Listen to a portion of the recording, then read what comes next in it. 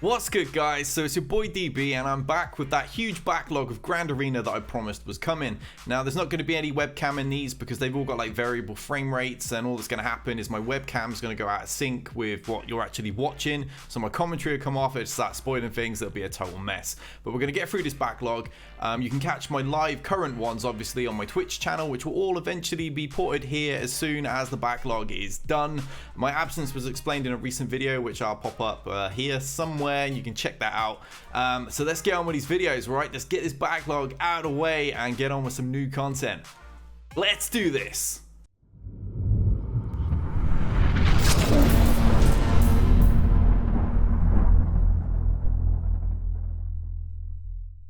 What's up, guys? So we're here in the final bracket of season 2, finally getting through this against, was that Aizkora?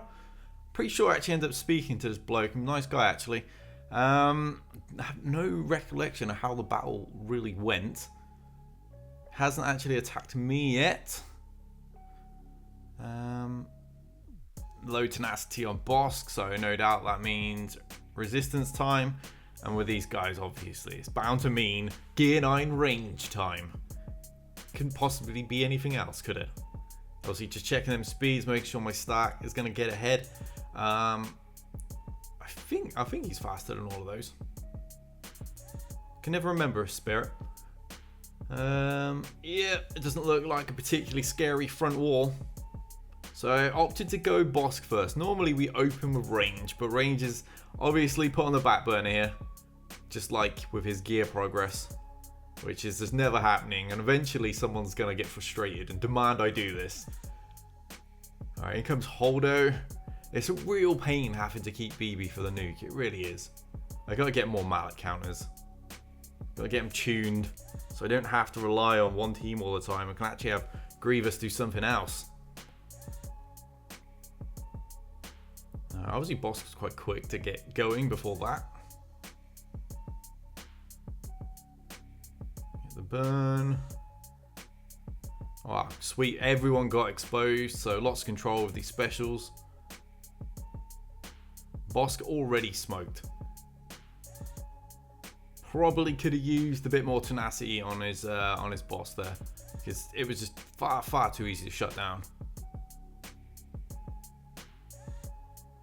Man, I don't know that Boba's going to put up much of a fight either. He's getting hit with every single expose here. This is when resistance go well, as opposed to those battles where I can't land a single bloody expose. Ugh, there's that dreaded AoE, and it always costs me banners. Alright, stun Zam after what happened last time. She ended up killing Luke of all people.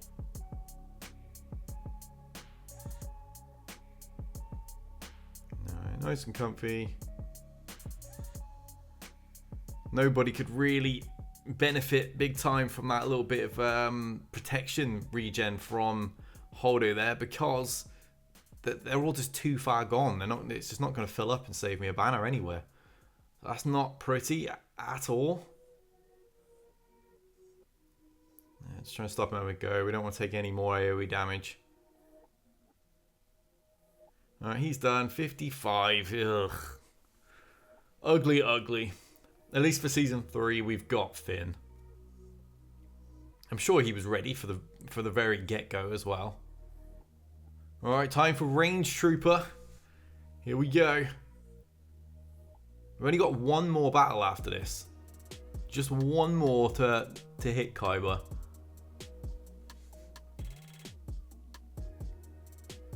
Go. How do I hesitate on that for?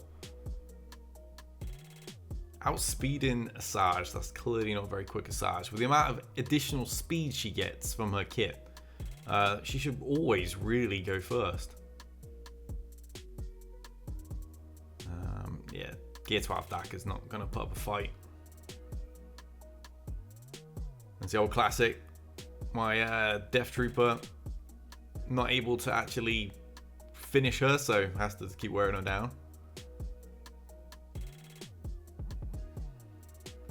Yeah, he just doesn't do enough damage. Even at 12.3, he just doesn't do the damage he would need to be able to just like practically one shot. But 60 banners, perfect battle. That's what we like to see. Nice and simple. To be honest, the Nightsisters used to drop to troopers even before range was a thing. So we've got Bugs and Grievous at the back. Oh, lovely. Lovely. Wow. Treya in first because, as I said last time, there really is no other team I use for this, and I don't save them for anyone else, so they may as well just use them immediately. In we go then, only going to need the 4. That team is not enough for me to be concerned and need a 5th member, so. And they've gone straight to Treya. They ain't wasting any time, are they? Wow. 0 drains. Good job, Nihilus. This is going well. It's a solid RNG right there, guys. If only SWGOH had his turn now, rather than being dead now. Alright, there we go. Pain for everybody. Kill. Look at that, 7 cooldowns to go. I don't think I've ever seen such a horrendous drain. Did they have Foresight or something? Does that team even get Foresight? Anything that time? Yeah, all 3 of them. Perks are being debuffed. Yeah, let's try and top that up a little bit. Nope, okay. Good job. And finished. Nice. 55 I'll have to do. It's not pretty, but yeah. I mean, I'd rather a more comfortable 57, 58, but you know. Unfortunately, that's a really low-end Grievous. I've not seen a purple Grievous in a long time. I remember as soon as everyone started hyping the finisher piece to get to gear 13, everybody just seemed to just suddenly go all in on Grievous, because obviously we had been promised that he would get a decent rework and a decent tune-up and stuff. So I mean, even I did. As soon as Capital Games had let us know, I was like, right, I'm getting straight on that. Previously, my Grievous was probably about gear 6, something like that. Right, out comes old Bastila lead for this. Although, to be fair, at this gear, I might as well just left Revan lead. It's not like I was really going to take any damage and be in any danger. It doesn't really matter how I face this team. This is a very underwhelming squad that I haven't really got any concerns about. Wow, good job, Ben. All those debuffs. I don't know why I've bothered with him in the last 2 rounds. He's not done anything. Letting me down. Yeah, that AoE is really not particularly intimidating from gear 11 Grievous, that's for sure. There was a reason the community campaigned heavily for this guy to get boosted. And you're seeing it right now. To think his kit was actually worse than it is as well at one stage. Anyone coming into the game recently would, you know, that they probably assume, oh, Grievous has always been a solid character, but wow, he must have been one of the worst characters in the game for a long time. I've been playing since October 2016, and what, he wasn't even relevant till at some point this year. Yeah, nice and simple. We're just leaving him till last because he's not even a problem anymore. Crushed. Banners should be alright on this one. Not great, but not horrible. Whittle down, B1. I wonder how this guy's team's doing these days.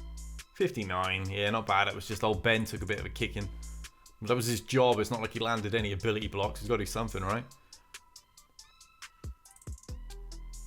Alright, so bottom wall now.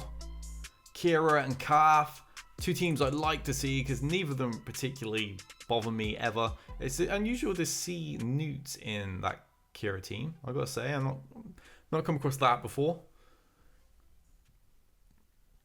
Alright, I've still got a good wall of teams here. We've got Ewoks, we've got Empire, we've got the Grievous team, or the Nuke, depending on which way we need it.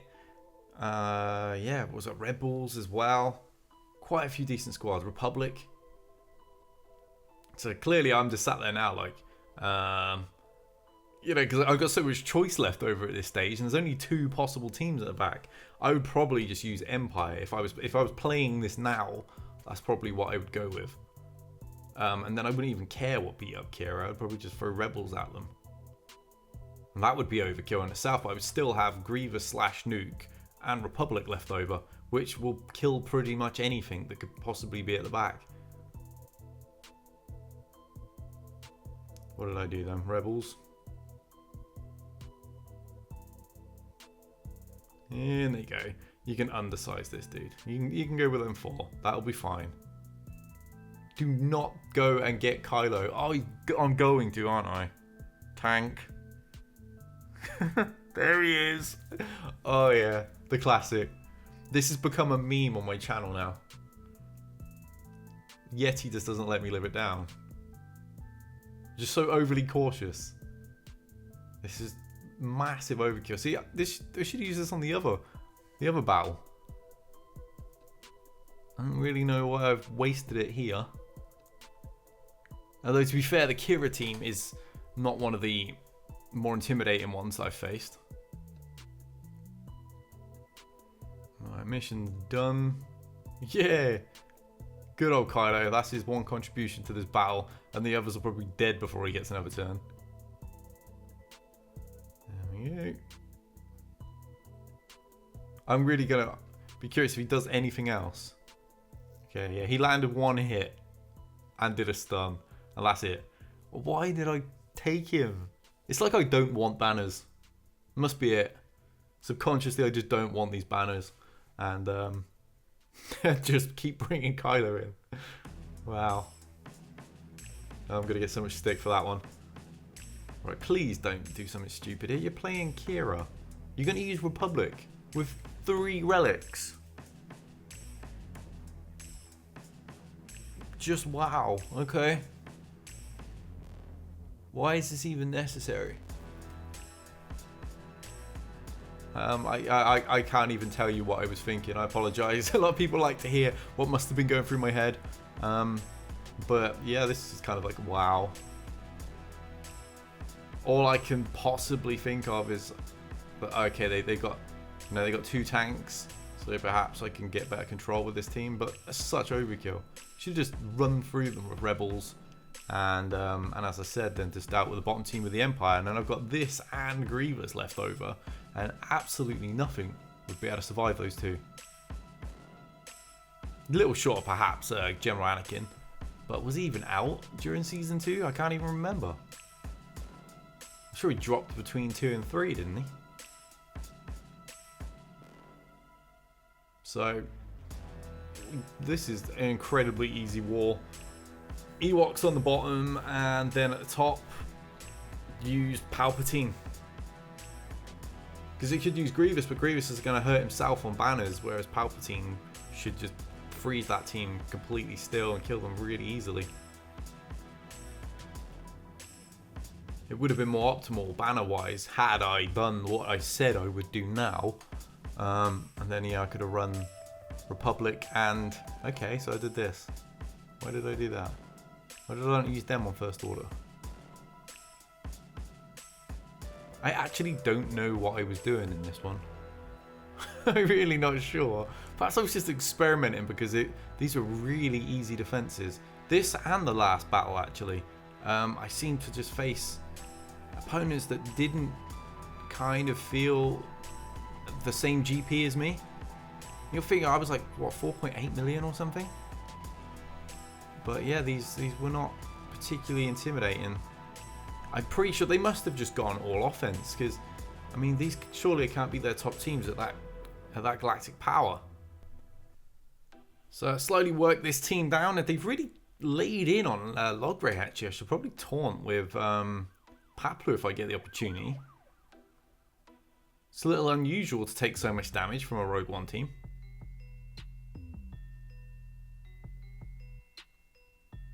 So I need to get Jin before she goes on with any revives. It looks like she'll go down quick. She's very soft. That's the trouble with her. Doesn't really do any damage. Has limited control skills.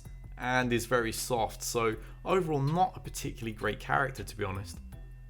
Probably one of the reasons this team never achieved meta status when it first arrived, because obviously Chirrut and Baze were a fantastic team and they ended up within the meta, but the other three just kind of just got thrown to the side. We would see the occasional full Rogue One team, but yeah, as a whole, as an entire unit, they just didn't really impact the upper ranks. Not as well as, like, for example, Wedge, Biggs, Chase, and insert another Rebel. That just seemed to be a much better way to go. But obviously on defense, that's awful these days. So as a result, people just kind of throw Rogue One in because they've got nothing else to do with them after being forced to build them for territory battles. Chirrut's doing nothing by himself, so he's out of here. Right, so what was at the back? 56 isn't pretty, but it'll do. It will do. Aizkora hasn't actually attacked yet, so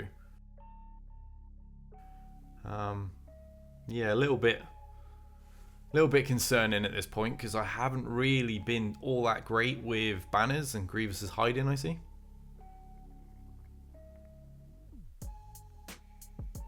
So yeah, I actually did go General Grievous. All I was going to do is cost myself some banners. I'm not really sure what I was thinking. I mean, yeah, it's going to be a guaranteed win because you're going to hit so bloody hard, but it's another reckless win. This whole battle has been played quite recklessly, likely because the defenses were so underwhelming that I've not actually taken the battle seriously. Really should have done, because he's quite clearly kept good stuff for offense. There's no other real explanation, unless he's got the widest built account in history, like everything at gear 11. Alright. Yeah, this team really eats up First Order. All those tanks just can't do anything when you've got B2 around. But yeah, I mean, you can see what I mean by banners, look. Yeah, 56, not great. Not great at all, but I mean, run through him with no difficulty whatsoever. And yeah, right on course for Kyber. So full clear, and I'll let you guys know how the result, you know, how it all fared in the end in the final episode. So see you next time, guys. We out of here.